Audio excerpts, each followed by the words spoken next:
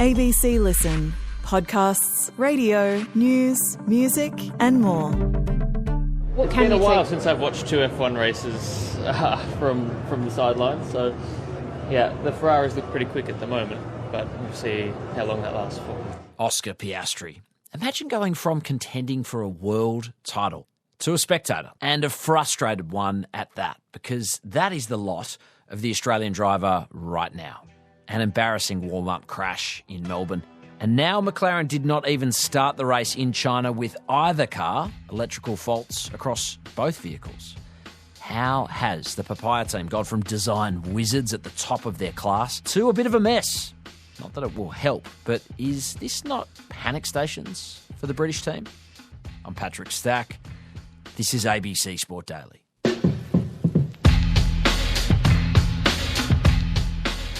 Mick Doyle is the ABC's Formula One rider. Mick, we are just 2 races into the season, and McLaren has gone from Constructors' World title and Drivers' World title to a bit of a mess. How does a team run by Zach Brown and Andrea Stella, a team that has had all the kudos for being technically the best, become unable to even start a race?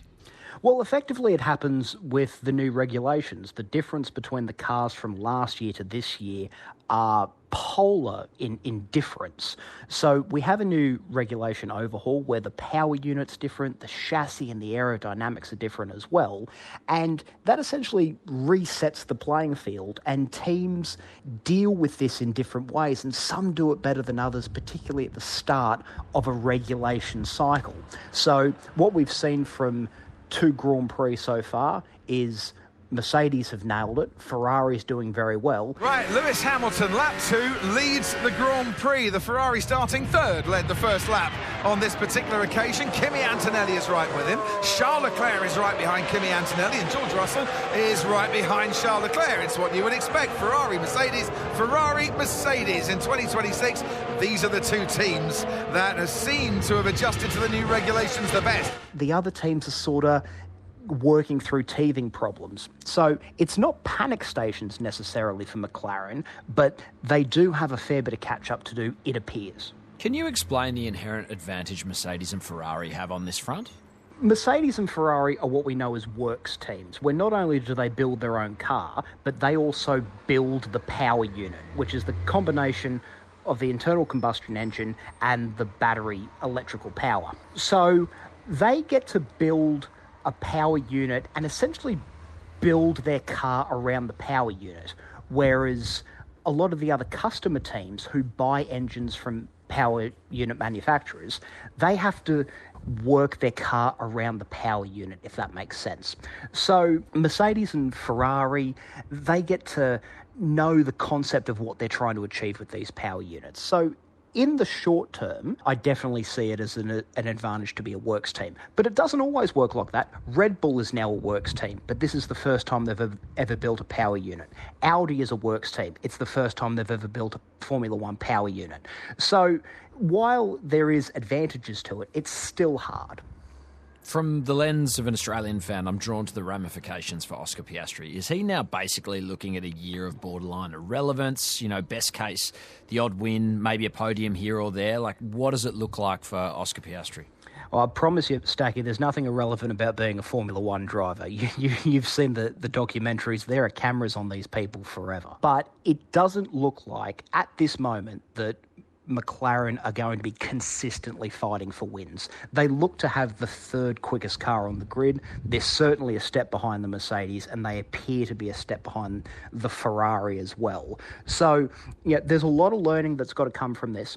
But remember, McLaren were several steps behind during the last regulation cycle, but as the years went on, as 2023 rolled into 2024, they got quicker and quicker and better, and then that led to back-to-back Constructors' World titles and Lando Norris last year winning his first Drivers' World Championship. So if there is a team on the grid that I would feel comfortable at the moment being able to make progress over this year, it is the papaya team.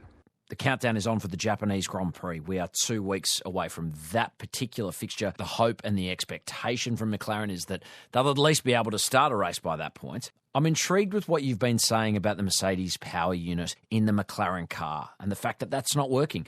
It's obviously a concern for McLaren, but is it also a bit of a headache for Mercedes, given they've got the same power unit? Yeah, 100%. So McLaren are a customer of Mercedes and they purchase power units from them. And there are people who are part of the Mercedes HPP, the High Performance Powertrain team, who are seconded to the McLaren team, and they're also ones who are seconded to Alpine and Williams as well. So they were working feverishly in China to try and fix whatever electrical problem was in both Lando Norris and Oscar Piastri's car, unsuccessfully to get him out on track. Both McLarens, here's Oscar Piastri, so both drivers still in the car, but seems look a bit calmer on Lando Norris's side of the garage. Such disappointment so early on for McLaren. Now, particularly for Mercedes, who have the best car or the quickest car on the grid at the moment, they'll want to understand what happened with their engine in the McLaren and ensure that gets fixed, because they certainly don't want that happening to any of the engines that they are using for future Grand Prix. There's also been 2 races called off in the Middle East as war continues to sort of wreak havoc on a whole number of levels. Will that chunk of time be pretty helpful and almost crucial to the Papaya team's chances of doing something super meaningful this year?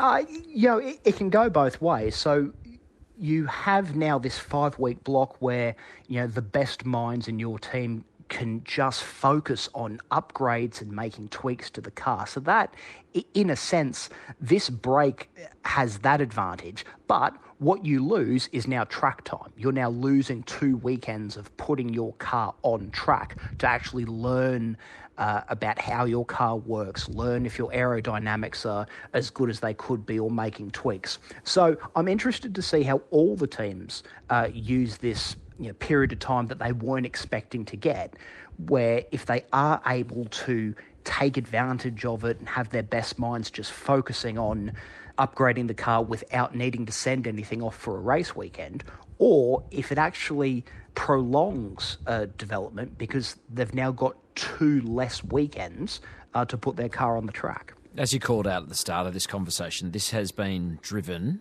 by the new regulations, this disruption. And Formula One's way bigger than McLaren. Obviously, as an Australian sports media unit, we're drawn to the stories coming out of the Papaya team. Max Verstappen's been a very big critic at times. I found a cheaper solution. I swapped the simulator for my Nintendo Switch and, practicing a bit of Mario Kart, actually. Yeah, finding the mushrooms is going quite well. The blue shell is a bit more difficult, but I'm working on it. Aston Martin looks a mess. Williams has had issues. Can you tell us whether Formula One as a sort of sport and entity has made racing better with this overall reset? So we've got a very small sample size. We have 2 Grand Prix and a sprint race. And so far, you can see the pros and cons of the new regulations that they have. There are a lot of drivers who don't like it because with the new power unit that is starved of electrical energy, they spend so much of their time harvesting their battery. So that sort of stops them from being able to just drive flat out, which every driver wants to do. But Russell, on this occasion, just has to sit behind and be a bit more patient. You could see on the graphic at the bottom of the screen there, he was on the boost button and he's got overtake available, but he had no battery left. So there's no point being on the boost button with 0% left in your battery. However, the product on television and at the track has been quite exciting. But watch for George. Here comes George Russell. What a boost down the first part of the straight from George Russell. He pressed the magic button there and the car said, let's go. Cars are able to follow each other more closely because the changes in the aerodynamic regulations have meant that, the dirty air coming off the back of the cars isn't as significant as it has been in previous years. We're not just seeing great battles for the lead up the front. In China, the 2 Haas and Alpine drivers were having a terrific race-long battle for the last places of the top 10, which was so good that the television broadcast was actually taking eyes off what Ferrari and Mercedes were doing for a period of time. To see a right old tussle into the hairpin. 2 Alpines, 2 Hasses on the inside of this corner. Colapinto ahead of Esteban Ocon, and behind these two, Ollie Behrman ahead of Pierre Gasly. Definitely fighting the Hasses today, Yeah. the Alpines, and what a race it is. As a viewing spectacle, with a small sample size, thus far it's been a little bit of a win, and I think I speak on behalf of everybody that hopes it continues. You can catch Mick Doyle's coverage on the ABC Sport website. Mick, we are counting down the days, 2 weeks or a little under, to the Japanese Grand Prix. Going to be fascinating to see what happens for McLaren and the broader field in general. Appreciate your time. I'm already looking forward to it. Thanks, Stacky. Headlines. Police body cam vision of Hawthorn pair Dylan Moore and Connor McDonald has emerged. The pair got into trouble on the drink for playing around on a scissor lift, one of those mobile platforms you might see in building sites. Here's some of the audio. Okay, so that means you're under arrest for trespassing because it's not your property. So we didn't know that though. You didn't know this wasn't yours? No. You didn't know this wasn't yours? Well, we saw a random thing and we Okay, said, but you didn't know this wasn't yours? yeah, we didn't know.